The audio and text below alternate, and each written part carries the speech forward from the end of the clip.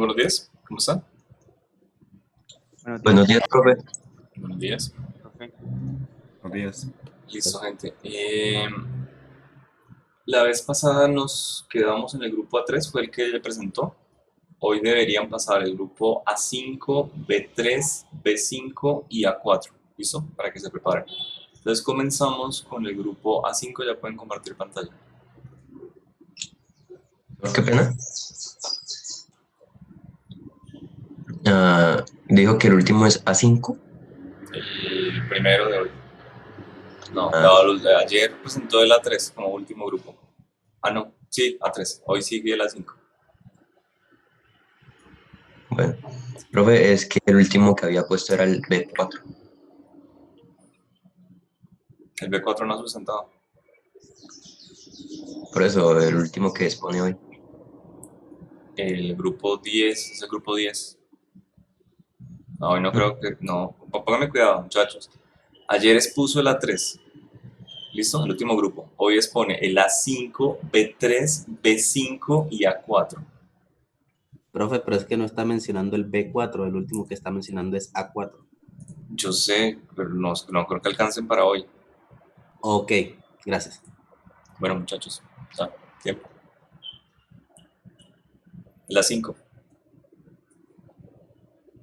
Recuerden que la lista la sacamos ayer. Aleatoria.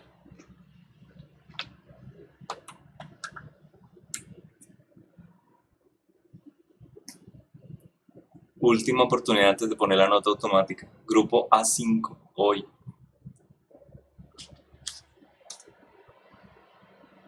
Bueno, seguimos.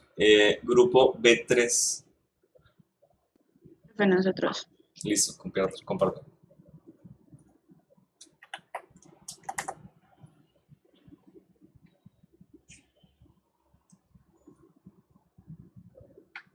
Hola, soy Cristian Castilla, estudiante WIS, y junto al grupo B3 les hablaremos sobre el movimiento parabólico. Toma lápiz, respira y prepárate.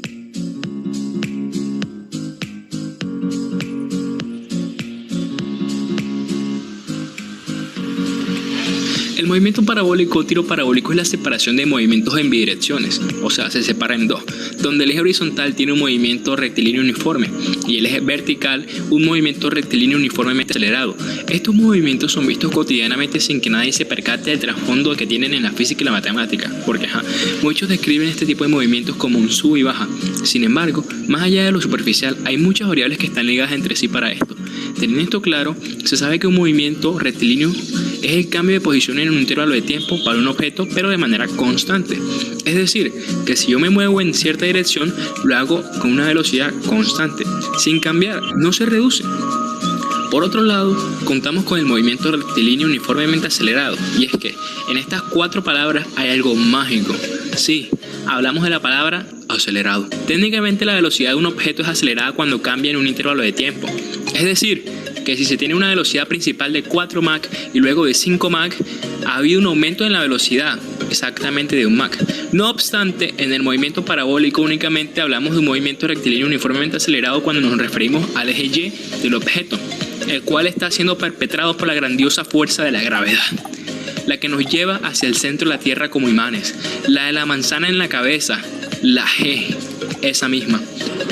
En el ejercicio que nosotros planteamos para el movimiento parabólico, utilizamos en su totalidad las ecuaciones expuestas, porque las dos abarcan los movimientos que trataremos, viendo así que las ecuaciones de lanzamiento vertical son las mismas que el parabólico, pero reducidas, esto de acuerdo a la lógica del movimiento. Analizamos la trayectoria de un cohete, el cual sabemos que en su altura máxima deja caer su motor de propulsión, con el fin de reutilizarlo en futuros viajes.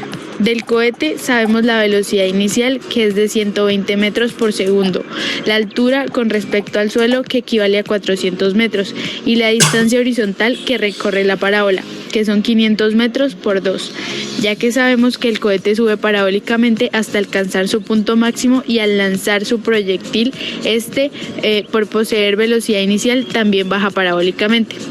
Ojo, esta distancia no es igual a la horizontal total recorrida, ya que como podemos ver el movimiento sigue, describiendo un lanzamiento vertical adicional a la parábola. Lo primero que hicimos fue calcular el ángulo con el que era lanzado el cohete, porque de él subyace la solución de las incógnitas que posteriormente vamos a analizar, pero la ecuación directa del ángulo no la teníamos, así que tuvimos que hacer sustitución, dándole uso a las magnitudes que sí teníamos. Así despejamos el tiempo de subida en las ecuaciones de posición en X y la velocidad en el punto más alto. Igualándolas sacamos este valor y continuamos con el ejercicio. Hola, mi nombre es John Arenas, estudiante WIS, y continuando lo que mi compañera, ahora hablaremos de la altura máxima, que es el instante en que la velocidad del objeto va a ser igual a 0, ya que esta está entre el instante en el que deja de subir y comienza a descender. Ahora, teniendo esto en cuenta, vamos a decir que el tiempo de subida va a ser igual a la componente opuesta al ángulo, es decir, la velocidad inicial en el eje vertical. Y ahora, ya que sabemos hallar el tiempo, lo aplicamos en la ecuación de altura máxima, que es lo mismo que hallar la distancia de un movimiento rectilíneo uniformemente variado, siendo en esta la gravedad como la aceleración. Ahora, para calcular el tiempo de vuelo, vamos a decir que va a ser igual a la suma del tiempo de subida con el tiempo de bajada. Ya definimos cómo hallar el tiempo de subida, y para el tiempo de bajada tomamos la ecuación de la altura, pero esta vez para el lado en el que el objeto va cayendo. Luego, para la velocidad final decimos que la velocidad inicial del eje horizontal va a ser igual a la velocidad final en este mismo eje, ya que es un movimiento rectilíneo uniforme, la velocidad siempre va a ser constante. Ahora, para el componente vertical aplicamos la ecuación del mRU acelerado y listo. Al tener el componente podemos hallar la magnitud del vector velocidad final. Ahora, para la distancia total, vemos que esta se da en el eje horizontal y aplicamos la ecuación de mRU despejándola. Por último, para hallar la distancia del precipicio de nuestro cohete, restamos la distancia total que hallamos con la que nos dan. Listo, gente, ¿preguntas?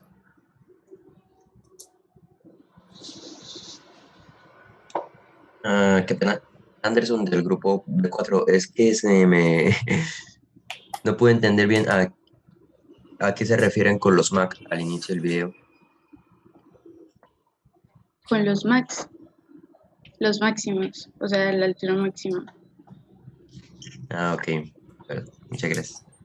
Uy, pero venga, ustedes del B4 ya tienen una pregunta medio floja de la vez pasada. ¿No tienen una pregunta de física de lo que ellos están mostrando? Por cierto, no dejen de compartir la pantalla.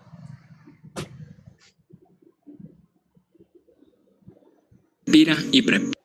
O sea, nada, señor.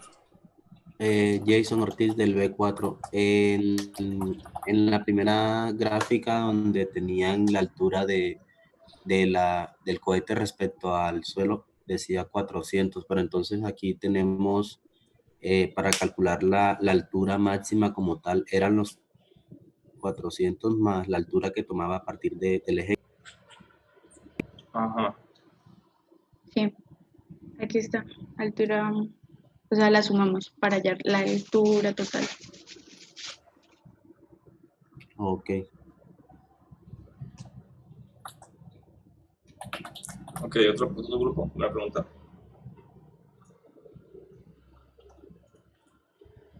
Con el contador.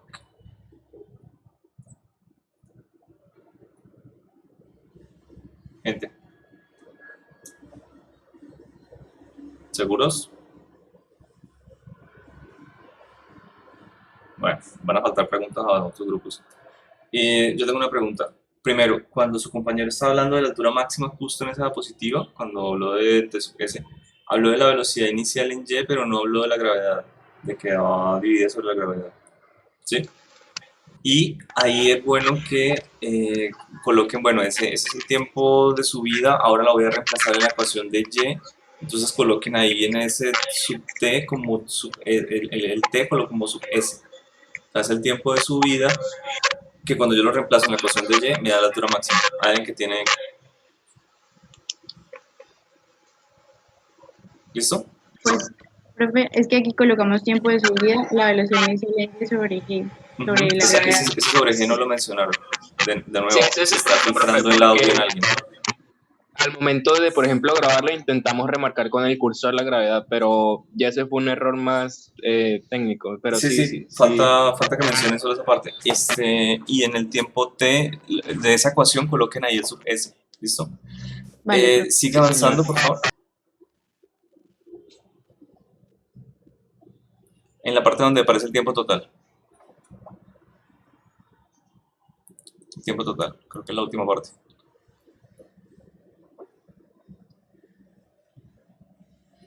¿Ya sale, profe? No, Mm,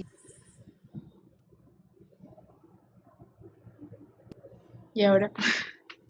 no. Ay, no me quiere cargar, pero ya lo coloqué. Espera, Dale a reproducir. voy. Total. Ahí. No, tiempo es tiempo total, donde suman Sí, dos sí. tiempos. Ah, perfecto, Tiempo. ya lo vi. Sí, qué pena. Listo. Tienen ahí tiempo de subida que va hasta la primera mitad de la parábola, la parte que es simétrica, ¿cierto? Ujú. Y ese tiempo de Hasta. caída, ¿qué h colocaron en ese tiempo? La altura máxima Ok, a la que se entonces encuentra. debería estar rotulado esa altura máxima. ¿Sí? Que voy a Ok. reemplazar en esa ecuación es que mi altura máxima igual, y de hecho esa ecuación está mal. O sea, cuando van a hallar el tiempo que le toma a llegar a cierta altura, la altura que realmente están reemplazando ahí en h debería ser 0. Pero entonces les falta un término. Ojo, les falta 0 igual a g por el tiempo de caída al cuadrado sobre 2 más la posición inicial, y ahí sí colocan la altura máxima.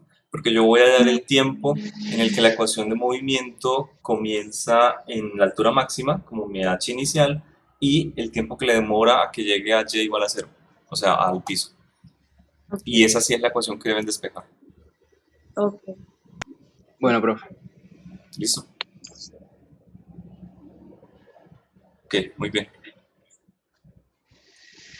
Bueno, solamente hicieron una pregunta del B4, hicieron dos y esas preguntas están ahí más o menos. Ya llegan. ¿Qué grupo sigue?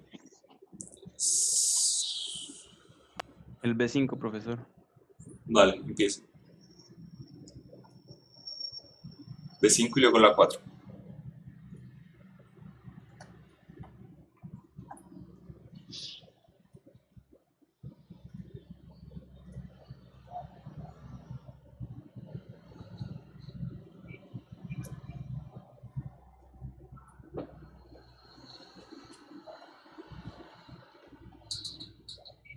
Ya empieza.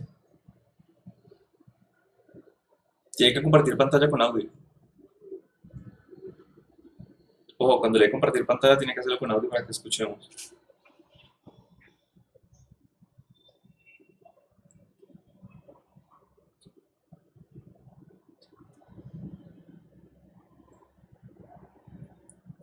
El video a continuación se basa en un ejercicio del movimiento relativo. Un problema que nos podemos plantear para el tema de movimiento relativo puede ser el siguiente. Un camión Mixer a velocidad constante de 7,2 km por hora en línea recta va regando mezcla de hormigón, dejándola caer desde la canaleta a una altura de 1,5 metros a nivel del suelo. El ingeniero de la obra observa el proceso mientras se dirige en dirección contraria al camión con velocidad constante de 4 km por hora. La posición inicial del camión, el ingeniero y la mezcla es el origen. Incisos. Inciso A. Encontrar el vector de posición de la mezcla de hormigón relativa al ingeniero. Inciso B. Hallar la velocidad con la que cae la mezcla de cemento. Inciso C.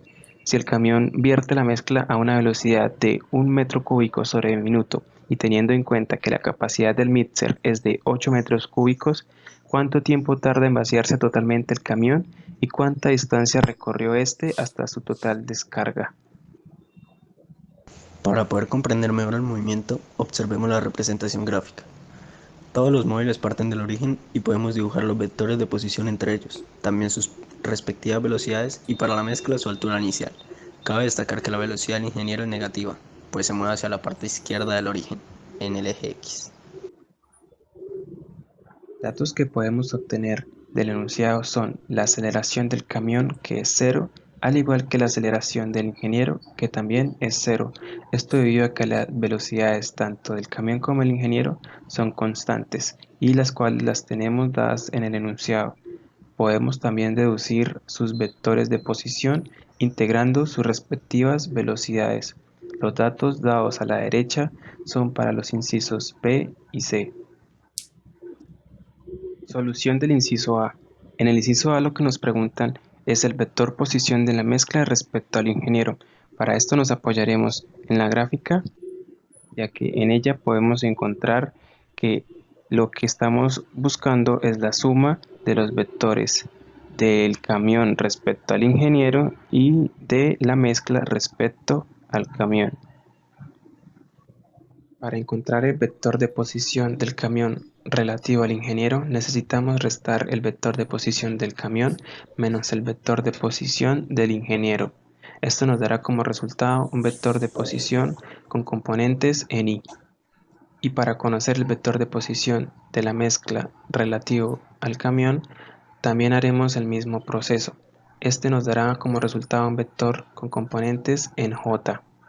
Por último, sumaremos ambos vectores dados para conocer el vector que nos están pidiendo, que es el de la mezcla relativo al ingeniero, lo que nos dará un vector con componentes tanto en y como en j. Para poder solucionar el punto B, nos piden la velocidad de la mezcla. Esta la podemos hallar derivando su vector de posición. Al hacerlo nos dará que su velocidad es lineal y su resultado es como el que está en pantalla.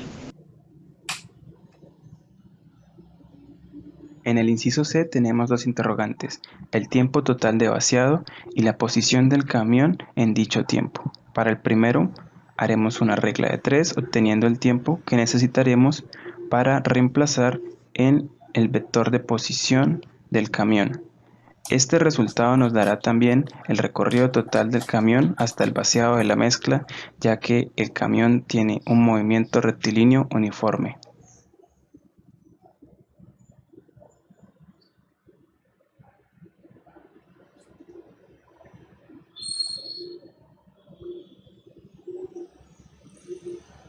Listo. ¿Preguntas para el grupo E4? Para el grupo... Uy, ¿qué grupo era?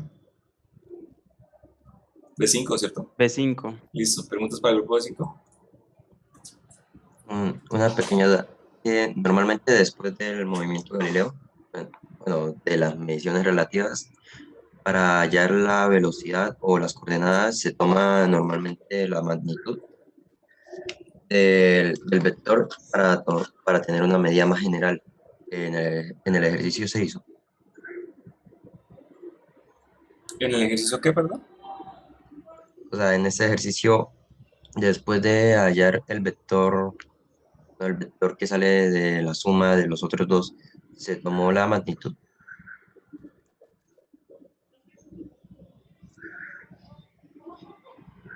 Simplemente hallamos los componentes. Pues la magnitud sería los componentes, la suma de los componentes al cuadrado por la raíz. Digo, la raíz de la suma de los componentes al cuadrado. Pero pues no lo tomamos, no nos preguntaban eso en los incisos. O no nos preguntamos eso en los incisos. Ah, bueno. Bueno, ¿qué grupo era? Profe, yo tengo una pregunta. ¿Qué grupo era el que hizo la pregunta primero? B4, profe. Listo. Siguiente. Yo soy del grupo A4. Cuando ustedes hallaron la posición final, que sumaron las dos posiciones, eso también lo hubieran podido hacer sumando las dos velocidades y derivando, ¿no? Digo, integrando, perdón. Y así poder hallar la posición que pues hallaron sumando las dos posiciones. Sí, eso está dentro de las transformaciones galileanas. También se hubiese podido hacer. Y en este caso no hubiera sido más fácil, o bueno, ¿cómo prefieren ustedes? No sé. O sea, la pregunta se la va a reformular. Usted puede llegar y derivar o integrar cada una de las velocidades del camión, de la mezcla, etcétera, desde un observador que no se mueva, o lo puede hacer desde la velocidad relativa, desde la posición relativa, lo puede derivar e integrar y da lo mismo. Vale, profe. No, le pregunto a ellos, ¿les da lo mismo hacerlo en cada una antes de hacer la resta o luego de que haga la resta las derivo y da exactamente igual? ¿Qué opinan los del grupo? B5.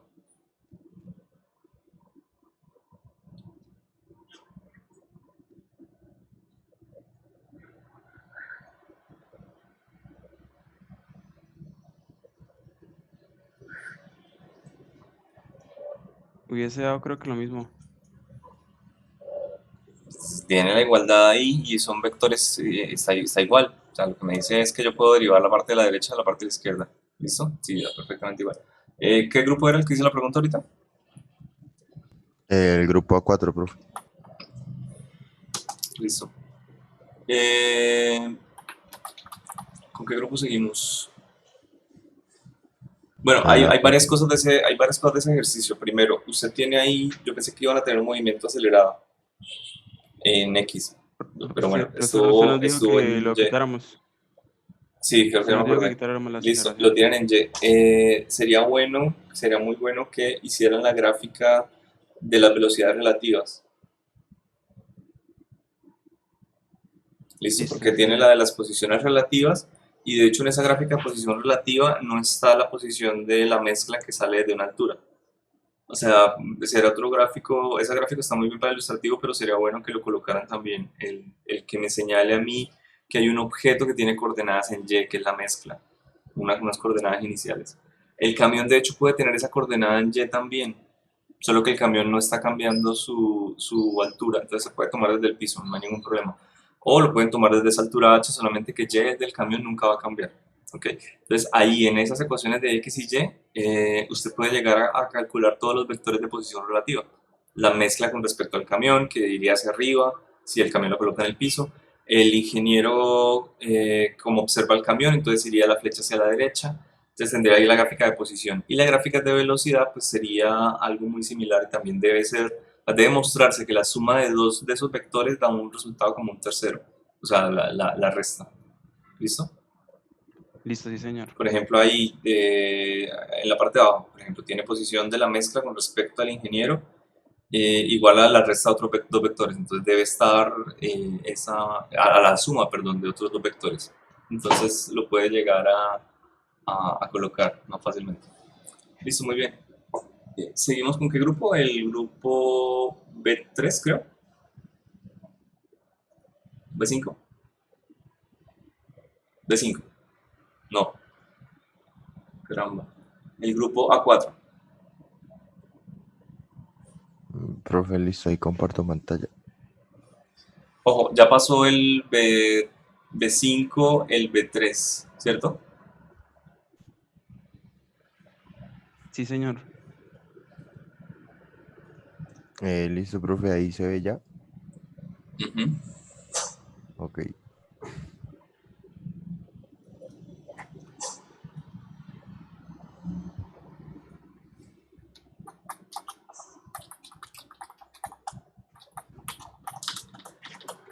Ejercicio de movimiento circular uniforme. Los puntos periféricos de un disco que gira con movimiento circular uniforme se mueven a razón de 0,8 metros por segundo. Los puntos que están a 0,04 metros de la periferia se mueven a razón de 0,6 metros por segundo. Luego de leer el enunciado, podemos hacer el siguiente bosquejo de la situación, el cual nos muestra que el punto A, el cual está en la periferia de la circunferencia, se mueve a razón de 0,8 metros por segundo, y el punto B, el cual está a 0,04 metros de la periferia, se mueve a razón de 0,6 metros por segundo. En el inciso A, nos piden hallar el radio del disco, el cual está dado por X más 0,04. Usamos la ecuación que nos dice que la velocidad es igual a la velocidad angular por el radio. Tenemos que nuestra velocidad es 0,8, la velocidad angular no la conocemos y el radio está expresado en X más 0,04. Para darle solución a esta ecuación, tenemos que recurrir a las ecuaciones del punto B, las cuales nos dicen que la velocidad angular es igual a 0,6 sobre X. Hacemos el respectivo reemplazo en las ecuaciones del punto A y nos dice que X es igual a 0,2. Para hallar el radio del círculo, nos da que 0,12 más 0,04 nos da 0,16 metros. Y ese es el radio que nos pedían en el inciso A. En el inciso B nos piden hallar la aceleración centrípeta para ambos puntos. Tenemos que la aceleración centrípeta o normal es igual a la velocidad al cuadrado sobre el radio. En el punto A nuestra velocidad es 0,8 y el radio es 0,16, como anteriormente lo hallamos. Simplemente reemplazamos 0,8 al cuadrado sobre 0,16 nos da 4 metros por segundo al cuadrado. Y en el punto B usamos la misma ecuación. Velocidad al cuadrado sobre radio es igual a aceleración centrípeta. Tenemos que la velocidad es igual a 0,6 y el radio es igual a 0,12. Esto nos da que 0,6 al cuadrado sobre 0,12 nos da 3 metros por segundo al cuadrado. En el inciso C nos piden hallar la velocidad angular, la cual está por la velocidad sobre el radio. Tenemos que la velocidad es 0,8 y el radio es 0,16. Esto nos da una velocidad angular de 5 radianes por segundo.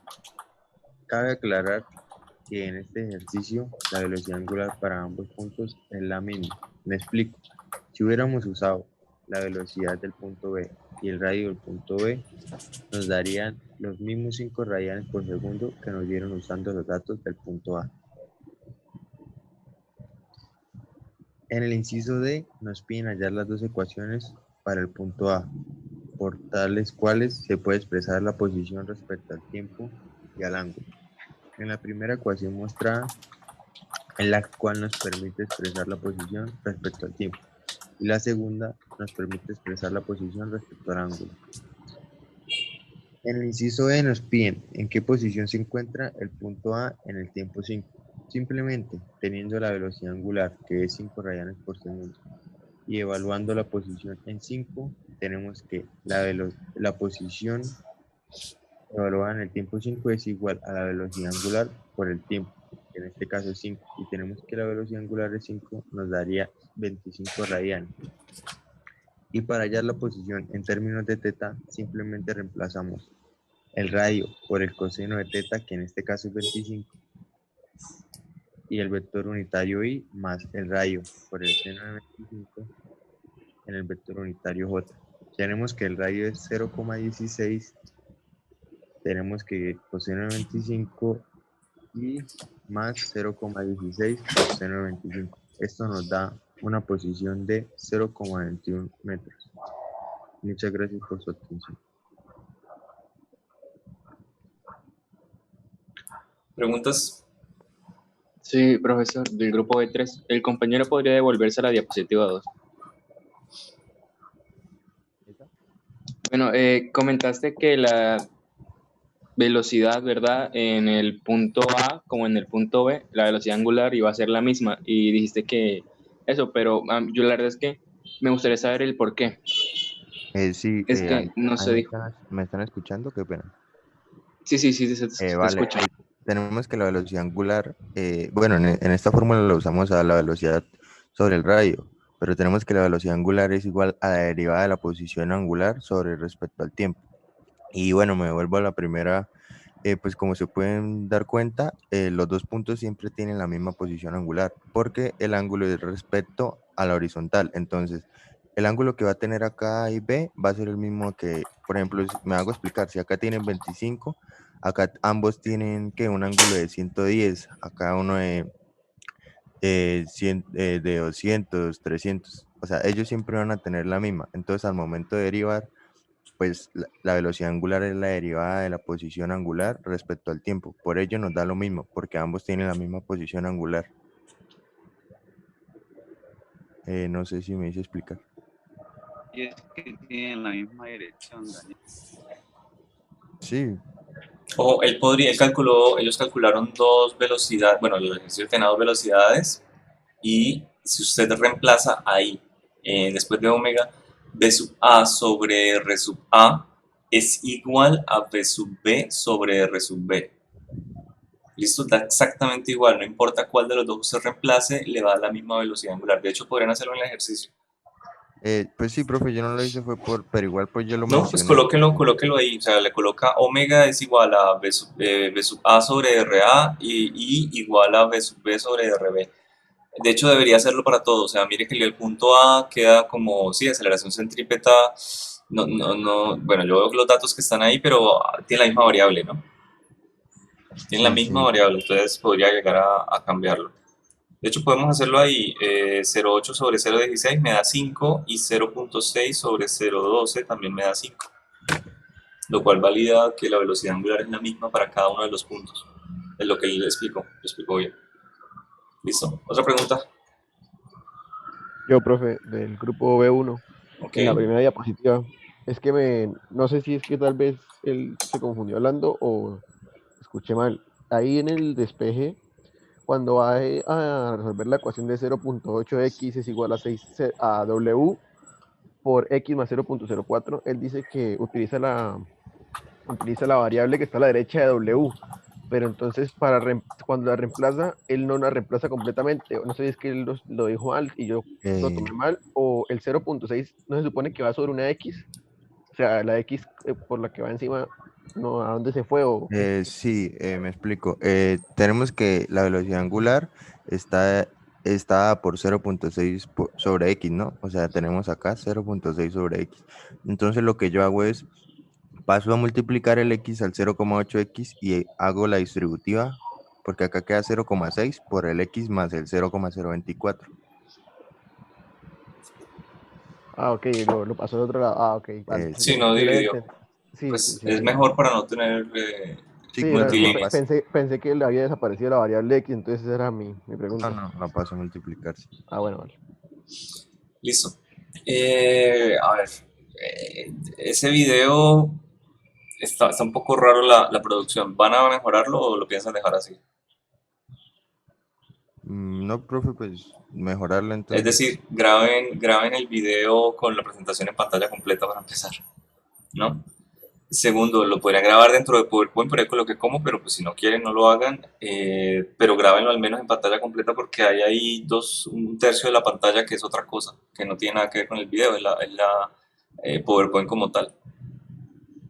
Entonces si lo quieren grabar aparte como lo hicieron, pues háganlo diferente. Sería muy bueno que colocara transiciones entre cada una de las cosas que está mostrando y lo mismo para todos.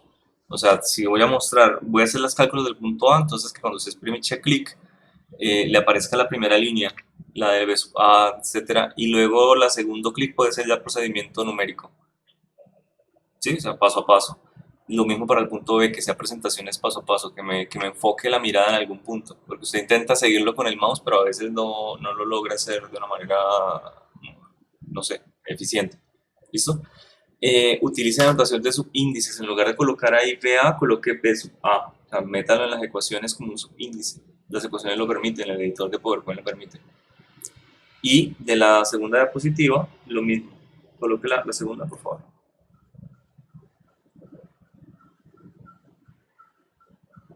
Ahí, o sea, le falta también, porque ahí se le olvidó, en la primera de hecho lo colocó, aquí se le olvidó colocarle subíndice a cada cosa.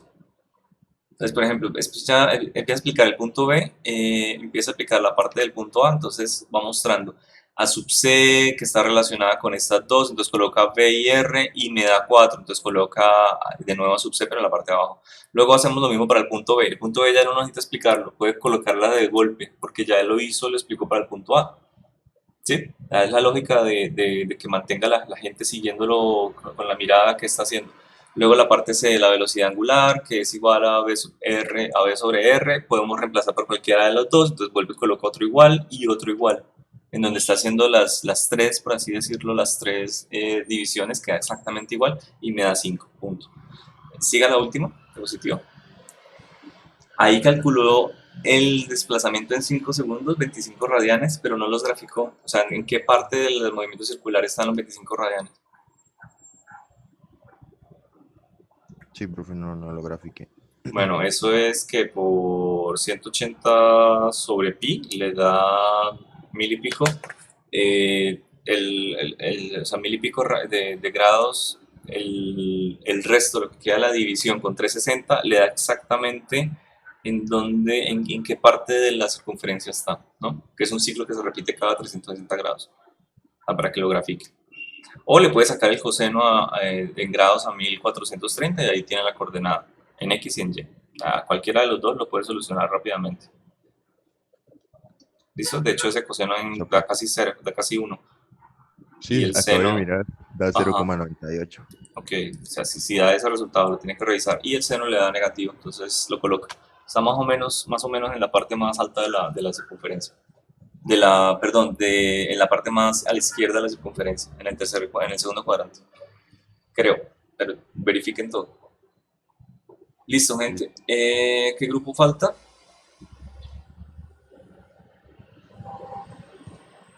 El B4, profe. Ok, acaba de pasar el A4, ¿cierto? Ah, ojo, usted literal en alguna parte del video dijo por tales cuales. ¿Sí? Ahí hay unas cosas que de pronto no preparó un guión o algo por el estilo. Está grabando todo de golpe, todo el audio, entonces revise el primer video, haga un pequeño guioncito y lo va leyendo mientras hace clic, porque pues esa es la metodología que usted escogió. Entonces tiene que estar pendiente de dos cosas, de leer las cosas correctas, de señalar las cosas correctas y de despichar clic en el momento indicado. ¿Sí? Si escoge otra metodología para grabar videos, pues yo ahí sugerí una donde lo hace por separado. Pero bueno, si lo quiere hacer así, tiene que estar más pendiente de lo que dice. Listo, entonces ese fue el grupo 4. Sigue el grupo B2. Creo que alcanzamos. ¿O quieren presentar mañana? Como usted vea oportuno, profe. Pues si quieren de una vez, salgan de eso.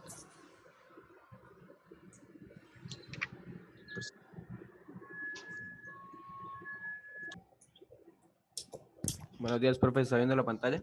Sí. Hola, en el día de hoy resolveremos un ejercicio sobre movimiento en una dimensión, más específicamente sobre movimiento uniformemente acelerado. Entonces, el enunciado de nuestro ejercicio nos dice: dos trenes se cruzan en un puente yendo en direcciones perpendiculares. Más adelante las vías férreas están dañadas y ambos trenes activan los frenos al mismo tiempo. El tren 1 avanza a 216 km por hora y tarda 4 minutos en frenar. A su vez, el tren 2 lleva una aceleración de -1,5 metros sobre segundos al cuadrado y tarda 5 minutos en frenar desde el puente hasta que se detiene. Calcule la aceleración del primer tren y la distancia entre ambos trenes cuando frenan completamente. Para poder entender mejor el ejercicio, hacemos un diagrama de cuerpo libre en el cual hacemos un vector señalando que es el primer tren que va con una velocidad de 216 km por hora y que está desacelerando. También señalizamos con otro vector el segundo tren, que este nos dice que tiene una aceleración de -1,5 metros sobre segundos al cuadrado, y con eso nos quedaría un poco más claro lo que nos decía el enunciado. Ahora sí vamos a empezar a resolver nuestro ejercicio. Nos vamos a centrar primero en el tren 1 y lo primero que debemos hacer es hacer un cambio de unidades, pasar todas las unidades al sistema internacional de unidades. Por ejemplo, la velocidad inicial que nos dice que es de 216 km por hora la debemos pasar a metros por segundo, y esto nos daría que la velocidad inicial es de 60 metros sobre segundos. Lo mismo hacemos con el tiempo, que lo pasamos de minutos a segundos y nos daría como resultado 240 segundos. También, para recordar las fórmulas de la aceleración que surgen de la fórmula de la velocidad final, que sería velocidad final es igual a velocidad inicial más la aceleración por el tiempo. Despejando la aceleración nos da que esta es igual a la velocidad final menos la velocidad inicial sobre el tiempo. Y como última fórmula para recordar sería la de la distancia, que es igual a la velocidad inicial por tiempo más 1/2 por la aceleración por el tiempo al cuadrado. Una vez teniendo las fórmulas, procedemos a reemplazar los valores que ya teníamos, y esto nos da como un resultado que la aceleración es igual a -1/4 metro sobre segundos al cuadrado, y hacemos lo mismo para la distancia. Ya teniendo la fórmula, simplemente reemplazamos los valores y nos daría que la distancia es de 21.600 metros para el tren 1. Una vez calculado todo lo que nos pedían sobre el tren 1, procedemos a calcular lo que nos piden para el tren 2. Y también lo primero que debemos hacer es un cambio de unidades al sistema internacional. Cambiamos 5 minutos a segundos y nos daría que el tiempo es igual a 300 segundos. También debemos recordar la fórmula de velocidad inicial, que es igual a la velocidad final menos la aceleración por el tiempo, y la fórmula de la distancia que ya habíamos visto anteriormente, como es. También el enunciado nos daba como dato que la aceleración del tren 2 es igual a menos un medio metros sobre segundos al cuadrado. Ahora ya teniendo todos los datos, lo que hacemos es pues calcular la velocidad inicial, que ya vimos la fórmula, y nos daría un total de 150 metros sobre segundos. Y ya teniendo la velocidad inicial, podemos calcular la distancia del tren 2, que nos daría como resultado 22.500 metros. Para finalizar, debemos calcular lo último que nos piden, que es la distancia entre ambos trenes. Y como ya tenemos distancias, va a ser muy sencillo. Simplemente acá nos apoyamos de un gráfico que sería el tren 1 con su distancia y el tren 2 con su distancia. Entonces básicamente lo que nos piden sería esta hipotenusa, y como el enunciado nos dice que ambos trenes se cruzan en direcciones perpendiculares, tendríamos un triángulo rectángulo que podemos calcular esa hipotenusa por el teorema de Pitágoras, que nos dice que la hipotenusa al cuadrado es igual al cateto 1 al cuadrado más el cateto 2 al cuadrado. Entonces ahora cambiamos simplemente nuestros catetos por nuestras distancias y despejamos sacándole raíz a ambos lados de la ecuación. Ahora simplemente tenemos que reemplazar las distancias, y calculando nos daría que la hipotenusa, es decir, la distancia entre ambos trenes, es de 31.189 metros. De esta forma concluiríamos nuestro ejercicio calculando la aceleración del primer tren y las distancias para poder hallar la distancia entre el primer tren y el segundo. Muchísimas gracias por su atención y espero que lo hayan entendido. Listo. ¿Preguntas?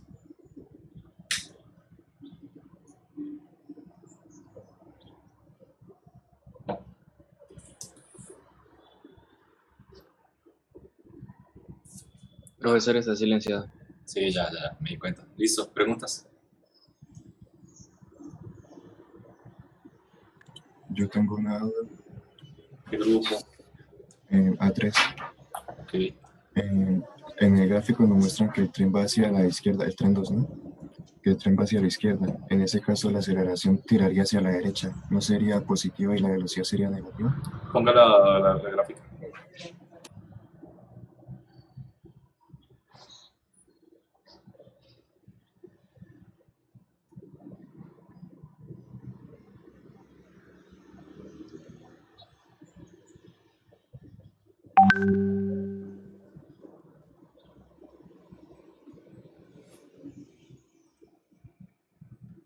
Responda.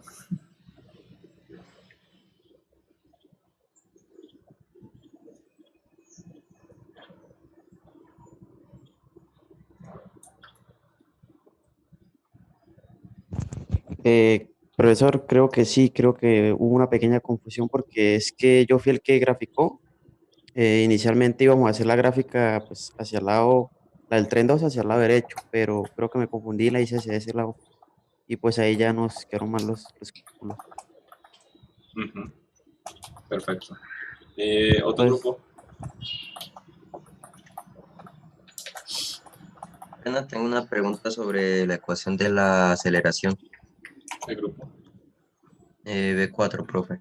Es que colocan que la aceleración es sobre todo el tiempo, más los dos trenes nos dicen que parten desde antes. O sea, ahí podemos transversar hasta entender que piden el tiempo para encontrar la aceleración, es el tiempo desde el punto en el que parten y no desde el que se encuentran los dos trenes, que sería el delta.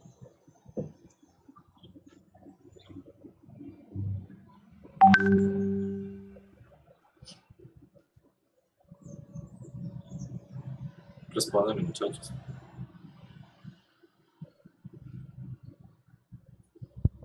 ¿Podría repetir la pregunta? Eso creo que está en la diapositiva número 6, donde despejan la aceleración. Ah, no, entonces está en la 5.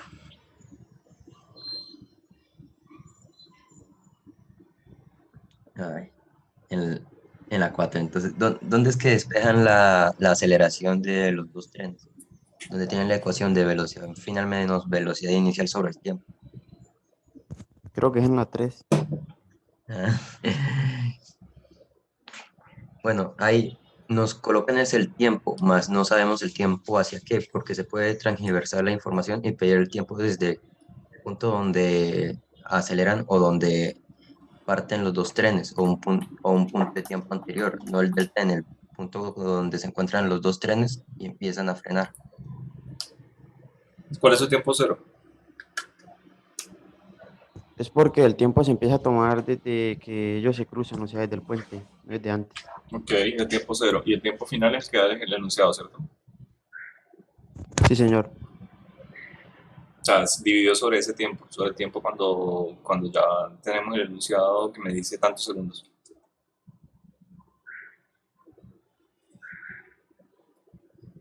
¿No?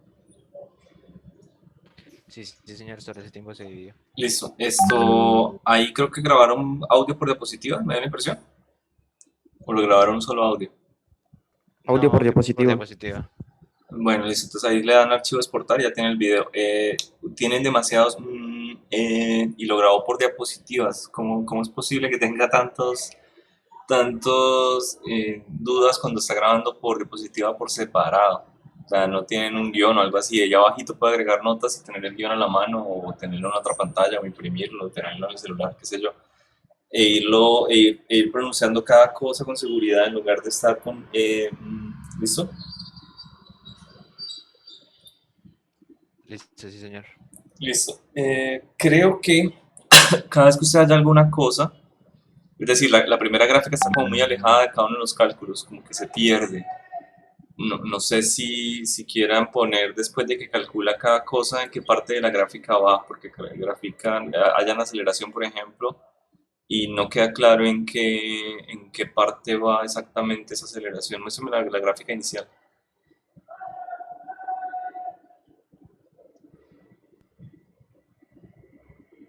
Diapositiva 2. Ahí ya tiene la aceleración, que es de un tren, más no haya habla del otro, ¿no? Cuando usted la calcula, está calculando, bueno, aceleración, ¿qué otra cosa está calculando? La velocidad del otro. Del otro tren, exacto. Entonces podría llegar y, bueno, calculé esta diapositiva, aceleración y velocidad del otro tren, entonces las coloco en el diagrama y sigo. Calculé en esta la distancia, entonces esa sí la colocó. ¿Listo? Aquí tengo la distancia, la coloco. Y D igual a tanto, etcétera. Cada vez que vaya calculando algo, muéstralo de pronto en la gráfica porque queda un poquito perdido, sobre todo porque en esa gráfica, en esta inicial, no tiene rotulado. O sea, esa es A, pero A sub qué, A sub 1, y para la otra sería A sub 2. Por ejemplo, esa aceleración de la que está abajo, no me queda claro si es A sub 1 o A sub 2, o de qué tren es. Y está como vector, pero no tiene dirección vectorial, o sea, no dice dirección menos I. Y la otra gráfica, la otra ecuación ni siquiera tiene la notación de vector y tampoco tiene la dirección, que será menos J. Entonces cuando las calcula, no lo está colocando como vector, sino como magnitudes. ¿Listo? Hay una que es negativa, la aceleración A, y la otra aceleración también es negativa. Una en X y la otra para J. En dirección menos I y otra en dirección menos J. ¿Listo? Entonces esa parte, cámbialas. Por ejemplo, la ecuación donde haya Pitágoras. Donde haya la distancia. Ahí tiene unas cosas que no se están fijando en los subíndices. Mire que tiene hipotenusa cuadrada igual a cateto. Bueno, yo creería que ese C, colóquelo como subíndice también, ese 1. O sea, C sub 1 al cuadrado, C sub 2 al cuadrado. Entonces queda un poquito extraño porque está usando notación de subíndice, a veces sí, a veces no. O de una vez coloque la segunda, o sea, borre esa primera, esa de Pitágoras. Se entiende que es la distancia 1 al cuadrado, la distancia 2 al cuadrado, ¿listo? Así. Yo veo que el audio lo grabó es una sola vez, o sea, no grabó por diapositiva, sino es todo un audio para toda la presentación. No, profe, es que tenemos dos presentaciones Ah, y esta ok. es la que no tiene el audio. Perfecto, entonces para la otra sí tiene que cambiar solamente el audio por diapositiva, entonces les queda más fácil. Y esas dudas que tienen ahí, ¿listo? Vale, muy bien, entonces tienen ahí 4 cositas que arreglar, ¿no? Listo, sí, señor. Gracias. Bueno, gente, mañana con el otro grupo faltan también 2. Aquí faltan 2. Podríamos hacerlo a las 9 de la mañana. Yo pediría a los grupos hoy. Las salas. ¿Les parece? Profe, yo tengo clase de 8 a 10. ¿Tiene que sustentar? No, no, señor. Entonces no pasaría nada. No, si su grupo ya hizo las preguntas y eso, no pasa nada. O sea, faltaría el grupo, ese fue el B2, ¿no? Faltaría el grupo B4 y creo que falta el grupo B1. ¿Listo? Entonces voy a pedir la sala para mañana. Listo, profe. ¿El B4 sí existe? Sí, señor. Bueno, entonces falta esos 2. Y no Profe, sé si... mañana, ¿a qué hora, perdón? A las 9 de la mañana. Ok. Listo, si no pueden, pues díganme de una vez, porque ya voy a pedir las salas de una vez. Ok, gracias por venir, gente. Gracias, profe. Listo, que estén muy bien. Gracias, profe. Chao. Hasta luego. Chao, profe.